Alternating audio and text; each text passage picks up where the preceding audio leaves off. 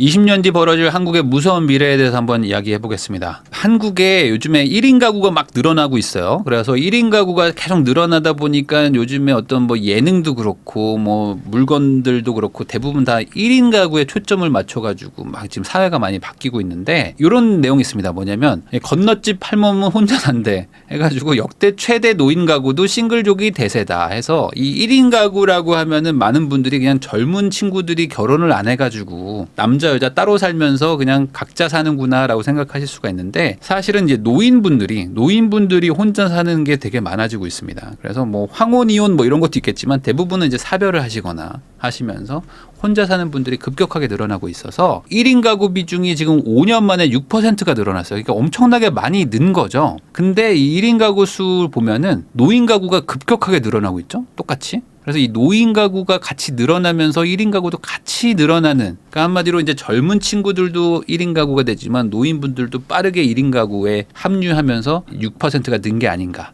라고 볼 수 있습니다. 이 노인 가구들 아까 말한 대로 한 500만 가구가 있어요. 근데 이게 앞으로 계속 급격하게 늘어납니다. 근데 이 노인 가구들 중에서 독거노인 있죠? 말 그대로 혼자 사시는 분들, 이런 분들의 비중이 37% 정도 됩니다. 아까 말한 대로 지금 젊은 세대들도 결혼을 안 하죠. 결혼을 지금 거의 안 하고 있기 때문에 젊은 세대들도 빠르게 1인 가구가 늘어나는데 노인분들도 빠르게 1인 가구가 늘어나면 어떻게 돼요? 결국에 우리나라의 한 절반 정도가 1인 가구가 되는데 이 시기에 따라서 달라집니다. 4년 뒤부터는 청년보다 노인 1인 가구가 더 많아지기 시작하고요. 요때입니다. 요때가 이제 크로스가 되죠. 그리고 나서 한 20년 정도 더 지나게 되면은 노인 가구가 이제 엄청나게 늘어나고 젊은 1인 가구들은 이제 급감하는 시기가 또 옵니다. 한마디로 이제 앞으로 우리나라에서 한 20년 정도, 30년 정도만 지나면은 혼자 살아요 하시면은 아, 노인이시구나 라고 말하는 세대가 온다는 거죠. 2040년 정도 되면은 일본의 독거노인 비율을 이제 따라잡는다고 합니다. 그러니까 우리나라가 지금 빠르게 초고령 사회로 가고 있는데 일본은 이미 초고령 사회죠.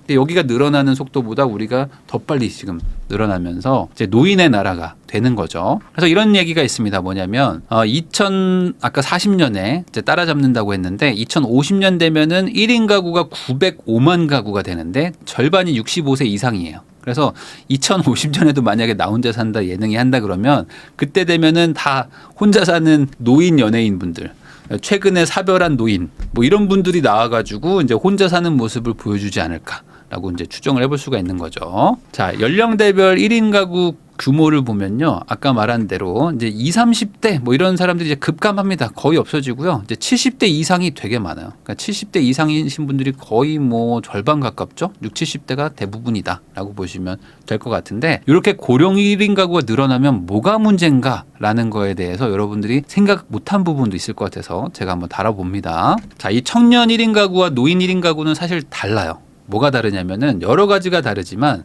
이런 게 있습니다. 자, 첫 번째, 우선 지금 젊은 분들 있죠? 이 젊은 분들이 비혼을 많이들 삽니다. 그리고 굳이 결혼해야 될 필요가 있을까라고 생각하시는 분들도 많죠. 그래서 이런 분들이 보세요. 이 박모 씨는 연애는 하고 있지만 가장이 되면 책임져야 될 게 많아가지고 굳이 뭐 그렇게 할 필요가 있을까? 지금처럼 좋아하는 취미 생활을 즐기면서 살아야지라고 생각했다. 그러다 보니까 비혼주의자가 됐다는 거고, 또 신모 씨 여자분은 결혼이 꼭 사랑의 결실만은 아니지 않겠느냐, 희생과 갈등을 동반한다는 점에서 비혼을 결심하게 됐다, 이런 분들도 있는데 3040들은 비혼에 대해서 만족도가 되게 높아요. 그러다 보니까 뭐 이런 글들도 있습니다. 옛날 글인데 비혼을 마음먹으면 무주택자여도 전혀 근심 걱정이 없다. 부동산 가격이 오르거나 내리거나 뭐 굳이 뭐 이렇게 생각할 필요도 없고, 노 포지션이다. 비혼 무주택자는 천국이다. 혼자 월세 50 오피스텔에 살아도 엄청 넓고 새 오피스텔 이사 가면 되니까 굳이 뭐 황제처럼 사는데 부족한 게 없습니다. 근심 걱정 하나 없이 삽니다. 그러니까 이런 얘기에 대해서 동의를 하시는 분들도 있을 거예요. 왜 그러냐면 아니 내가 어차피 혼자 살 건데 넓은 집이 필요한 것도 아니고 내가 지금 뭐가 불편해. 3040인데 나 되게 만족하고 산다. 그리고 거기다가 내가 뭐 학군이 필요해. 뭐가 필요해. 그냥 출퇴근 잘 되는 역세권에 작은 집 하나 그냥 거주하면 되지. 거기다가 앞으로 우리나라 부동산 안 좋아질 거라는데 뭐하러 집을 사냐. 집 안 사고 전월세 살자라고 생각하실 수 있습니다. 자, 그런데 여기서 우리가 잘 모르는 독거노인들의 힘든 삶이 있습니다. 우선 평생 젊게 살 수 없다는 것이 문제다. 이건 뭐 다들 알잖아요. 근데 이거 말고도 다른 게 있더라고요. 2020 하류 노인이 온다. 일본에서 한번 그 좀 이슈가 됐었던 그런 책이라고 합니다. 이 후지타 다카노리라는 분이 쓴 책인데 하류 노인이라는 단어를 이제 처음으로 쓰면서 사회적으로 이게 막 유행어가 됐었대요. 그러니까 노인이긴 한데 이게 하층으로 내려갈 수밖에 없는 노인의 삶이 있다라는 거죠. 그래서 이게 약간 사회적으로 충격을 줬다고 합니다. 근데 여기서 이 하류 노인이라는 거는 이겁니다. 하류 노인이라는 베스트셀러에서 탄생한 말로 소득 저축 주위에 의지할 사람이 없는 노인을 뜻한다. 그래서 이게 2015년 유행어 대상 후보로 선정됐고 일본 뉴스에서는 독거노인이 고독사해서 몇 달 뒤 발견됐다라는 소식은 더 이상 충격적이지도 않을 지경이다라고 했는데 이거는 우리도 이제 익숙해졌습니다. 이게 2015년에 일본에서 일어난 일이 우리도 한 10년 지났으니까 이제는 우리도 이제 고독사에 대해서 익숙하죠. 근데 여기서 하나 더 나옵니다. 하류노인은 그냥 경제적으로 힘든 사람들인데 표류노인이라는 게 있어요. 표류노인. 한마디로 이제 떠돌아다니는 뭔가 이게 정착을 할 수 없는 노인이라는 개념입니다. 근데 이 개념은 아마 처음 들어보신 분들도 많을 텐데 무주택 독거노인을 세입자로 안 받는 현상이 일본에서 일어나고 있다고 합니다. 그게 뭐냐면 독거노인들이 집을 얻어야 돼요. 근데 내가 자산이 별로 없는 분들이 많잖아요. 그런 분들은 어떻게든 전세나 월세를 얻어야 되는데 임대인들이 노인을 안 받는 거예요.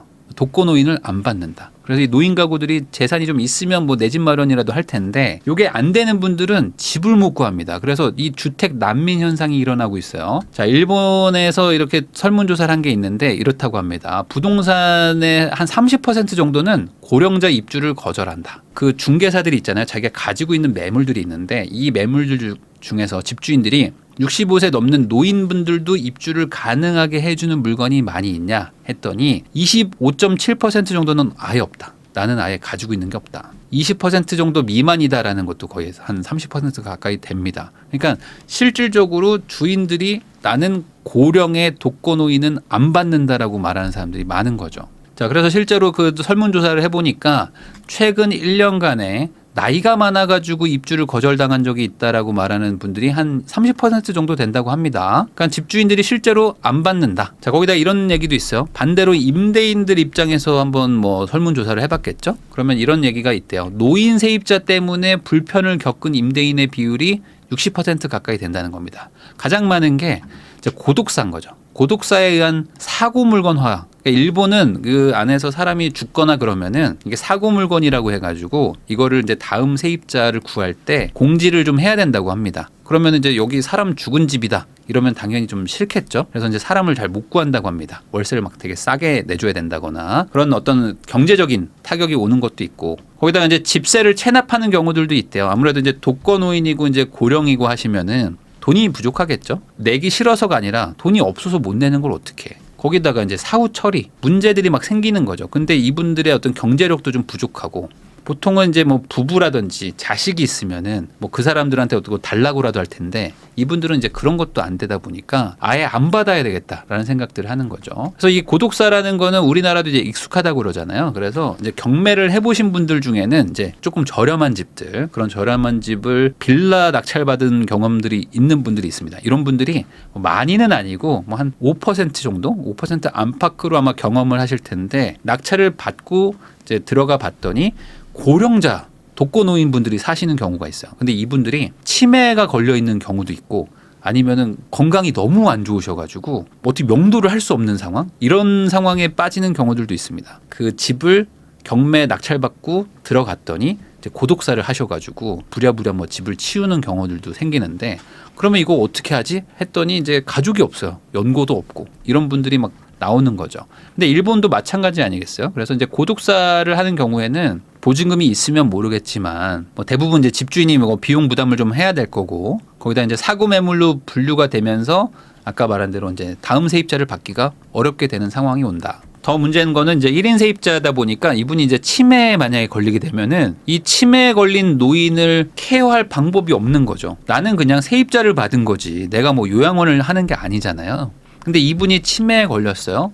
그래서 갑자기 막 옆집을 막 뭐 두드린다든지 아니면 뭐 어떤 막 뭐 일이 막 생겨. 그러면 이제 민원들도 많아지겠죠. 근데 그럼 집주인한테 막 다들 따진단 말이지. 그럼 이 임대인도 아니 뭐 우리 가족도 아니고 뭐 이걸 어떡하냐고라고 이제 할 수도 있고. 거기다 이분을 뭐 어디 보내려니까 알아볼 것들도 많고 하니까 이게 점점 더 임대인들이 좀 꺼릴 수밖에 없다는 겁니다. 그래서 지금 3040인 사람들 입장에서는 그냥 혼자 살고 뭐 독거노인으로 살면 되지라고 생각하실 수도 있는데 이게 실질적으로 그렇게 현실로 다가온 일본에서는 이분들이 어찌 보면 되게 애물단지가 돼버린 상황이라고 볼 수도 있는 거죠. 일본은 이렇게 이제 2층 집으로 돼 있는 요거 영화 같은 데 보면 많이 나오는데 이런 데가 아파트라고 불러가지고 선호도가 떨어지는 주택들이래요. 옆집도 있고 뭐 일본은 단독주택 좋아하니까 그래서 이런 데 이제 노인분들이 많이 사는데 아무래도 이제 주거 환경이나 이런 데가 좀 안 좋은 그리고 뭔가 인프라가 안 좋은 곳들로 좀 밀려나고 있다. 특히 독거노인의 경우. 그러다 보니까 이제 이 분들이 이제 일본도 노인이 많으니까 어떻게 하겠습니까? 우리를 위한 임대주택을 지어달라고 많이 얘기를 할 거 아니에요. 그래서 일본 정부도 고민을 하겠죠. 이 사람들을 어딘가에 이제 그 수용을 해야 되는데 뭐 이분들이 뭐 집도 없고,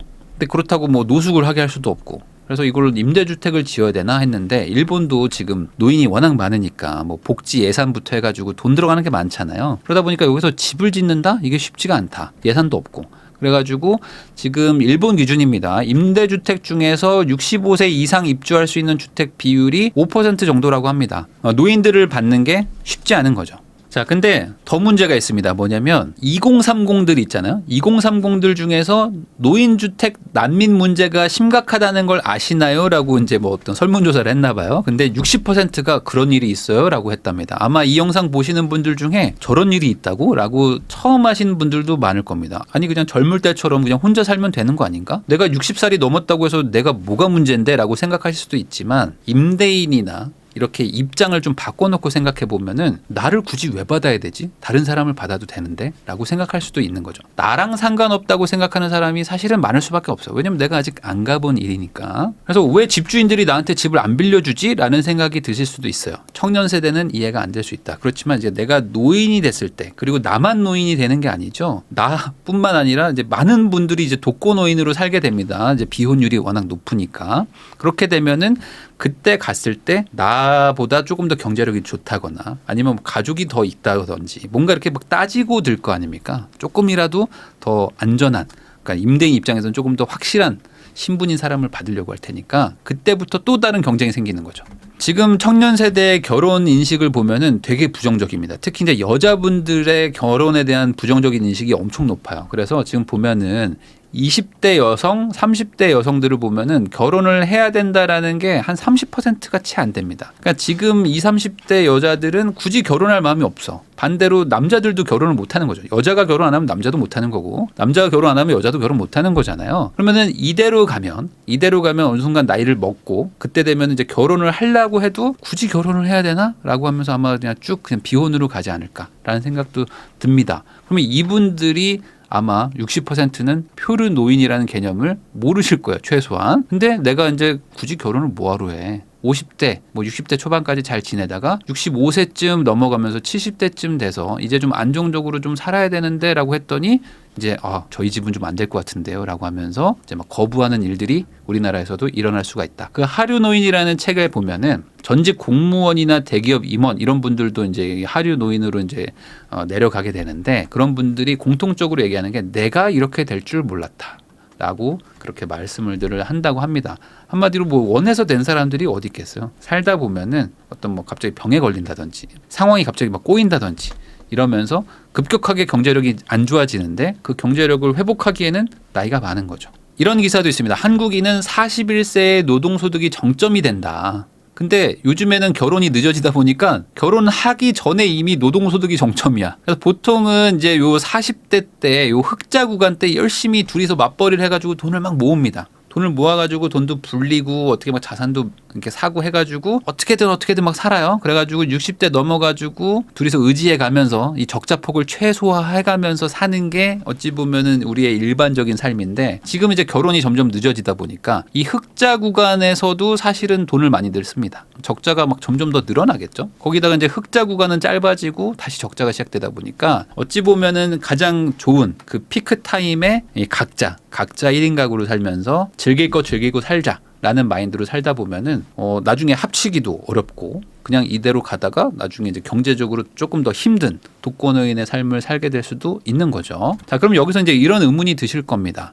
아니, 돈 벌어가지고 원룸 하나 사면 되는 거 아니냐라고 생각하실 수도 있는데, 이렇게 한번 생각을 해보셔야 돼요. 지금은 젊은 친구들이 이제 좀 적고, 그 다음에 이제 노인분들이 이제 늘어나고 있는 추세입니다. 그러다 보면은 나중에 내가 사야지. 근데 내가 한 5, 60대쯤 돼가지고 그때 가서 집값 다 빠졌을 때 그때 사야 되겠다라고 생각하면 어떤 일이 일어날까요? 그때 되면은 노인들이 많잖아요. 내 경쟁자들이 다 노인이야. 그러면 이런 사람들이 결국에 살기 좋은, 노인이 살기 좋은 인프라가 있는 동네로 갈 거 아닙니까? 그럼 거기는 또 비싸지겠죠.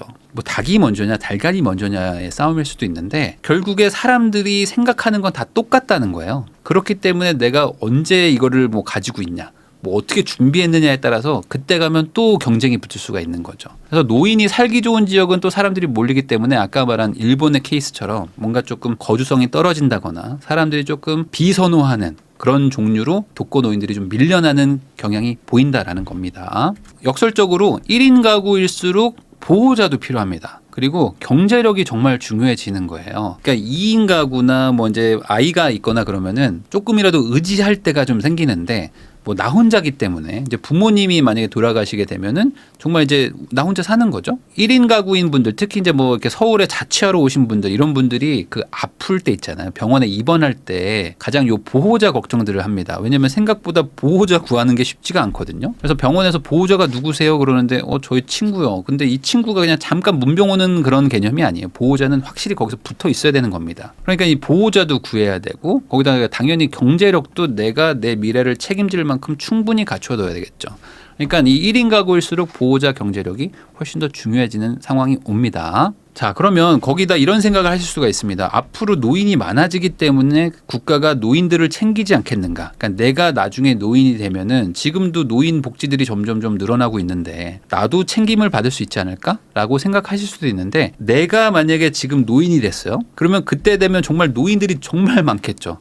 정말 노인이 많아지고 젊은 아이들은 더 없겠죠. 만약에 지금처럼 이제 국가가 이 시나리오대로 간다 그러면은 예산이 없을 거 아닙니까? 그럼 이 예산이 없을 때 과연 나를 챙겨줄 수 있을까? 아까 말한 대로 임대주택 같은 거 지으면 되는데 돈이 없기 때문에 못 짓는 걸 거 아니에요. 그러니까 지금 해주는 노인 복지가 내가 정말, 뭐 저도 마찬가지지만 저도 이제 뭐 한 20, 30년 지나가지고 70대 노인이 됐을 때 과연 내가 받을 수 있을까라고 생각하면은 그것도 또 막막해지기도 합니다. 그러니까 결국에 내 미래는 또 내가 챙겨야 되는 거예요. 그래서 평생 혼자 살아야겠다라고 마음을 먹으셨다면은 즐기면서 삽시다, 이게 아니라 노인이 돼도 살기 좋은 지역에 어떤 집을 하나 가지고 있을 필요가 있겠다라고 역설적으로 생각을 하셔야 되고, 또 노인이 됐을 때 내가 갑자기 뭐 어떤 소득이 급격하게 줄어들 수도 있고, 아니면 내가 그때 됐을 때 자산이 부족해서 경제력이 휘청거려 가지고 상황이 안 좋아질 수도 있기 때문에 뭐 배당을 받을 수 있는 어떤 뭐 자산을 가지고 있다든지, 뭐 수익형 부동산을 가지고 있다든지,